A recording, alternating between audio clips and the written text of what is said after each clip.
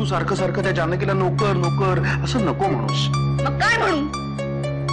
मालक नाहिल्या प्लीज. आपल्या गावाकडचा शेतकरी त्यांची मुलगी आहे ती. इथे काहीतरी घरी अडचणी आल्या म्हणून आपल्याकडे राहायला आली आहे ना. आणि काय इथे नुसतं बसून खात नाही, काहीतरी कामं करत असतेच ना. म्हणून तिने कसंही काम केलं तर चालेल का तुम्हाला? कमॉन, तिने काही मुद्दामून नेम धरून तुला चेंडू मारला का? काही गुन्हा केलाय का? आणि मुळात गुन्हा करण्यासाठी काहीतरी इंटेन्शन लागतं. It was just an accident. तुमची वकिली बास करा. खड्ड्यात गेली ती मोलकरीण. पुन्हा मोलकरीण? ती म्हणजे पालथ्या गड्यावर पाणीच आहे. मी तिला मोलकरीणच समजणार, पण त्या नोकरांची ढाल करून आत्याबाईंनी जे तोंडसूक घेतलंय माझ्यावर त्याचं काय? एक मिनिट. आत्याला तुला बोलायला, तुलाच काय कोणालाही बोलायला कुठल्याही नोकराची ढाल करण्याची गरज नाहीये. मला बोलण्यासाठी त्या सतत कारणं शोधत असतात. तू कारणं देतेस. तुम्ही मला समजवायला आलात की त्या सगळ्यांची बाजू घ्यायला? त्यांना काही समजवण्याची गरजच नाहीये, समजूतदारच आहेत ते. तुझ्या आई वडिलांना काही अडचण आली आहे म्हणून त्यांनी तुला आमच्या घरी पाठवलेलं आहे. आत्याबाई, सुमित्रा, मध्ये मध्ये बोलू नकोस.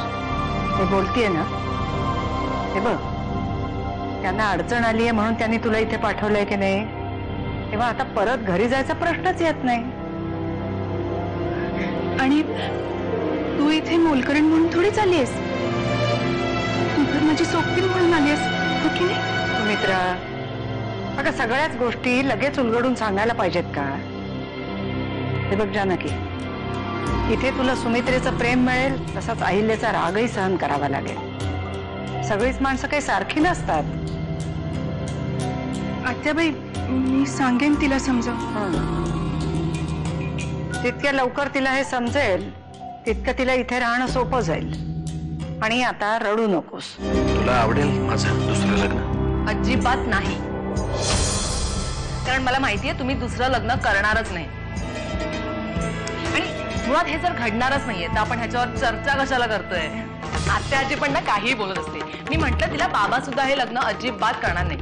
आणि बाबा, हे काय वय आहे का तुमचं लग्न करायचं? ह्या वयात कोणी लग्न करतं? हो, अजून काही वर्षात माझ्या लग्नाची वेळ येईल आणि तुम्ही कुठे लग्न करताय? आणि मला सांगा, ह्या वयात तुमच्याशी कोण लग्न करणार आहे? आई बाबांची खूप आठवण येते. त्यांनाही तुझी तितकीच आठवण येत असणार आहे. आणि ते रडत नसतील तुझ्यासारखे. ते नाही, पण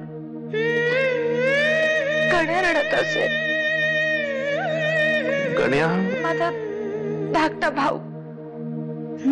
अरे वा, या बहिणीला एक धाकटा भाऊ पण आहे वाटतं. हो, आणि तो खूप भारी आहे.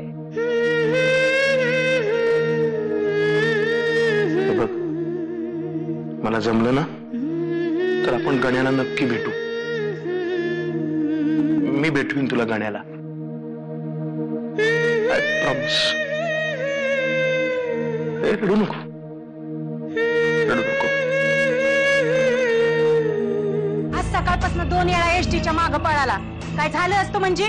तू जरा लक्ष ठेव की. कधी ठेवणार? मी बी सकाळपासून धरणाच्या कामावर घमेलीच वाहते ना. आपल्या नशिबात घमेलीच आहेत हेच याला बी कळलं पाहिजे. कळल, अगं हळूहळू कळल. गण्या, खा, खाशील तर मोठा होशील, शिकशील. अरे मुकादमापेक्षा जास्त पैका कमवशील. मला पैसा नको, मला ताई पाहिजे. द्या आता आणून. सकाळपासून हेच रडगाणं चाललंय त्याच. ठेवा. आता या घरात कधी माझ्याकडून चुका नको होऊन देऊ.